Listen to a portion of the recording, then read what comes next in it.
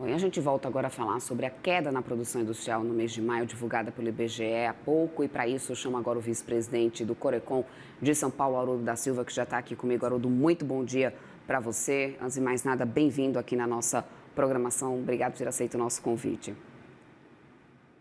Uma satisfação estar com você, sua audiência aqui, Débora. Obrigado pelo convite.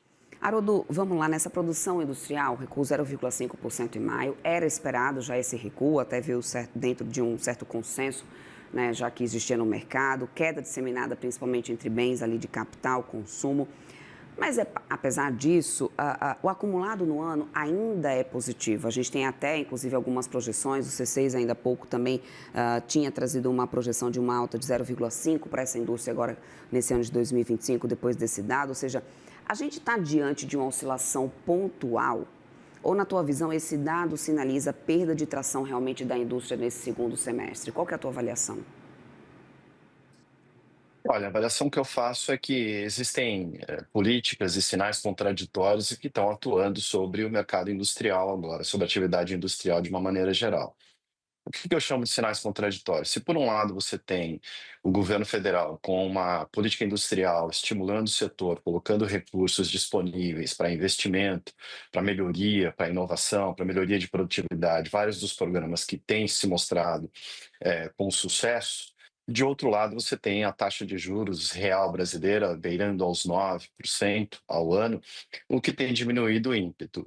O que eu diria para você, Débora, é que, no limite, o Banco Central brasileiro, com o aperto monetário que tem feito, está conseguindo o resultado de reduzir toda a atividade econômica e a indústria, evidentemente, que precisa de recursos para investir, ela também está sendo atingida. Então, eu diria para você que nós estamos aqui diante de uma desaceleração paulatina e programada, que evidentemente é aquilo que o Banco Central brasileiro busca, reduzir toda a atividade econômica para tentar conter aí a inflação de uma forma geral. Eu creio que este resultado agora não seja um resultado pontual, nós vamos ver mês a mês a desaceleração, provavelmente de um mês para o outro, mas eu diria que os colegas aí que você mencionou do C6 Bank, que colocaram para o final do ano um crescimento só de 0,5 da indústria, provavelmente a gente vai ter um pouquinho mais do que isso de crescimento ao longo desse ano de 2025, não só esse 0,5%. Vamos desacelerar, mas não vai ser algo abrupto, eu imagino. A gente teve, olhando agora um pouco mais para essa composição, né, do índice, a gente teve um recuo bem expressivo na parte da produção de veículos, 3,9%, né, de recuo nessa produção de veículos, que acabou sendo um dos principais freios, né, dessa atividade econômica no mês. Essa retração está mais ligada, na tua visão, a uma demanda interna, talvez, ou a esse crédito mais caro, como você mesmo mencionou, juros mais altos, questões também talvez de estoque, exportação, como que você avalia o impacto diretamente para esse setor específico? Olha, não há dúvida de que quando o consumidor brasileiro, né, aquele que vai precisar recorrer a crédito para comprar o seu carro novo, né, vai enfrentar dificuldade. Há uma grande demanda também de veículos no mercado nacional por conta das empresas de locação de veículo, que também, evidentemente, vão enfrentar alguma dificuldade por conta dessa política monetária restritiva, como todos vão enfrentar. Mas eu gostaria de chamar a atenção, Débora, para um outro ponto importante nessa questão dos veículos, como você mencionou. Você chamou atenção para a redução de 3,9% na margem, né, que nós economistas dizemos, que é em relação ao mês imediatamente anterior. Mas eu gostaria de dizer para você que eu enxergo até de maneira salutar essa redução. Claro que ela foi mais intensa do que deveria, mas eu entrego como salutar. Por que, Haroldo, você enxerga como salutar? Porque se nós observarmos aqui em relação ao próprio mês de maio do ano de 2024, ou seja, um ano atrás exatamente, esse setor vem crescendo de automóveis da ordem de 12%, 12,2%, né? Eu estou olhando aqui porque eu estou dando o número exato para a nossa audiência.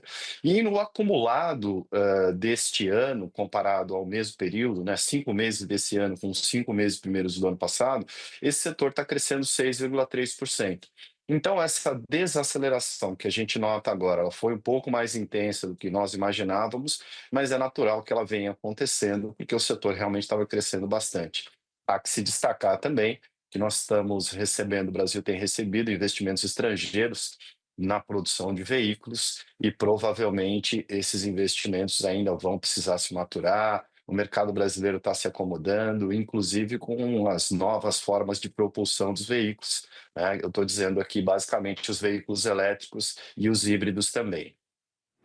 E olhando um pouco também para a indústria extrativa, Paulo, que a gente teve, né, uma trajetória positiva. Eu até anotei aqui, porque já são 4 meses de alta, inclusive, para essa parte da indústria extrativa. Eu quero entender se esse desempenho tem uma sustentação nesses fundamentos externos, ou de repente a gente pode também estar tendo aqui um efeito temporário de preços e volumes exportados, né? Como que a gente pode olhar um pouco para esse cenário da indústria extrativa nesse dado que foi divulgado hoje?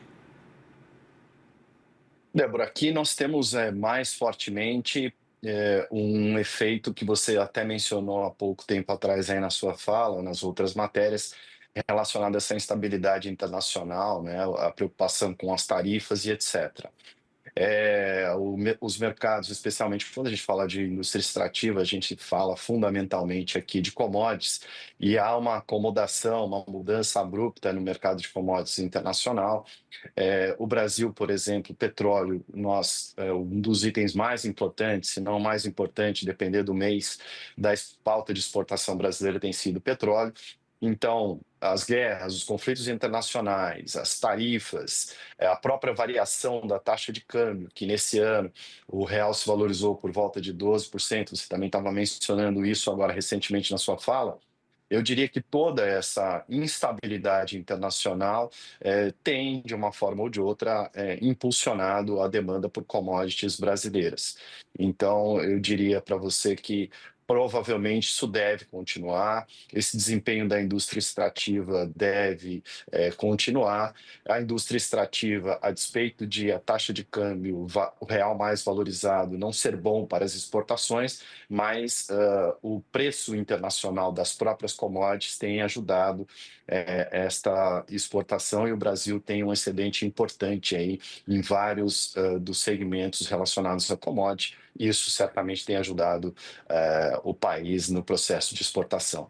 Perfeito. Agora, olhando para mais um setor que teve queda, aí eu trago um pouco do setor de alimentos, porque é algo que a gente tem acompanhado bastante, alimentos que se tornou o calo no sapato, né, da inflação, inclusive, se a gente para olhar um pouquinho para os dados aí para trás.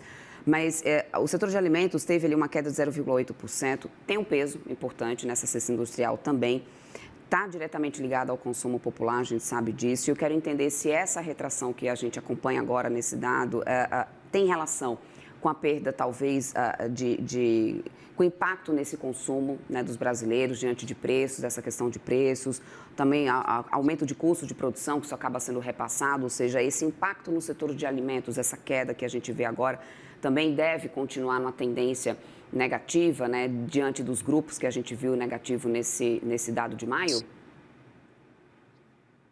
Olha, eu concordo com você. Muito provavelmente a gente vai assistir também na área de alimentos uma desaceleração. Mas eu não diria que a gente vai enfrentar nenhuma queda abrupta na questão dos alimentos.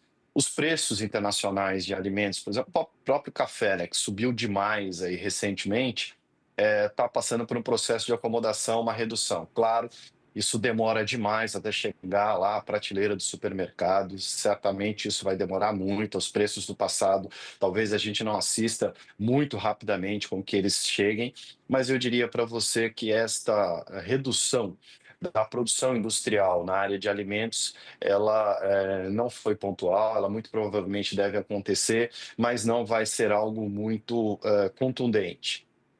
Nós temos que lembrar também, né, esses efeitos climáticos que aconteceram recentemente aumentaram aí o preço dos alimentos, as dificuldades, e cumpre lembrar aqui a nossa audiência que ontem nós tivemos o anúncio do Plano Safra. E o governo brasileiro, assim como fez historicamente, volta a proteger o setor que é extremamente importante, o setor agrícola, que vai permitir com que o Brasil continue sendo um grande exportador e que não falte comida para o brasileiro também na prateleira. Então, muito provavelmente, eu gostaria de frisar, nós vamos sim, provavelmente assistir um recuo ainda por alguns meses na produção industrial de alimento, muito provavelmente, mas nada que seja extremamente Uhum, contundente. E uhum. você chamou atenção para a questão do alimento numa queda mais recente, mas ao longo, se a gente olhar o mês de maio comparado ao mês de maio do ano passado, a gente tem uma alta aqui de 1,9%. Então, eu diria para você que é um processo de acomodação e não devemos ter uma grande ruptura na produção de alimentos aqui no Brasil, no processo industrial. Perfeito, Haroldo. Só para poder a gente amarrar aqui o nosso papo, eu queria que a gente pudesse falar um pouco também sobre a confiança empresarial, que eu acho que isso é importante, obviamente. A gente teve uma queda de mais de 2% de bens de capital, que reflete diretamente essa questão de investimentos futuros e trazendo uma percepção de enfraquecimento da confiança, isso pode ser um ponto preocupante. E daí é por isso que eu quero entender se, do teu ponto de vista, esse movimento de desaceleração agora nos bens de capital, isso pode já ser visto como um enfraquecimento da confiança empresarial? Isso tem um reflexo do cenário macroeconômico? Haroldo, como que você avalia essa questão da confiança empresarial no momento aqui no Brasil? Olha, nos preocupa bastante essa questão do espírito animal do empresário, né? Que é aquele que vai, investe, essa expressão que é utilizada normalmente para dizer o homem e a mulher que vão à frente de uma indústria, à frente de um negócio e tomam a decisão de investir. E os bens de capital refletem bastante bem esta questão, né? O ímpeto de se investir ou não. O que nós temos assistido, Débora, fundamentalmente, é que quando você tem, né, uma taxa de juros como essa que eu acabei de mencionar para você, próxima a 9% os juros reais, ou seja, aquela taxa Selic já descontada a inflação. São poucas as atividades econômicas que têm capacidade de dar um retorno semelhante a este que eu acabo de mencionar para você. Na indústria, eu diria que são menores ainda as possibilidades de você ter uma taxa de retorno semelhante. E isso, claro, evidentemente, o empresário leva em consideração agora. O empresário leva em consideração também, Débora, que nesse instante, você começar uma atividade industrial ou reforçar a sua fábrica com máquinas, equipamentos, treinamento de pessoal, é algo muito difícil de você vislumbrar um futuro de curto prazo. Você, nas matérias anteriores aí, mostrava algumas coisas que têm atrapalhado essa confiança industrial e que, evidentemente, refletem aí na aquisição de bens de capital.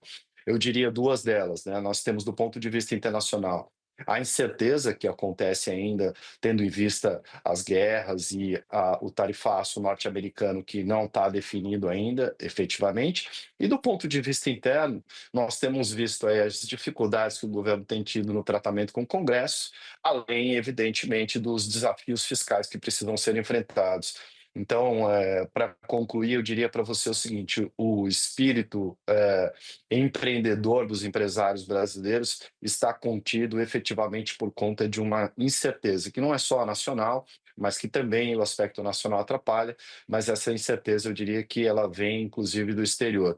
Portanto, os investimentos brasileiros devem ficar mais tímidos nesse ano de 2025, até que o Comitê de Política Monetária, por exemplo, consiga estabilizar a inflação e inicie um processo de redução da taxa de juros. Eu acho que a gente vai assistir esse arrefecimento dos investimentos. Perfeito. Quero muito agradecer tua participação aqui conosco, meu querido. Um ótimo dia para você, uma ótima quarta-feira. Até uma próxima, Haroldo. Um ótimo trabalho para vocês também. Parabéns pela programação de Obrigada. qualidade. Obrigada, muito obrigada, meu querido. Até mais.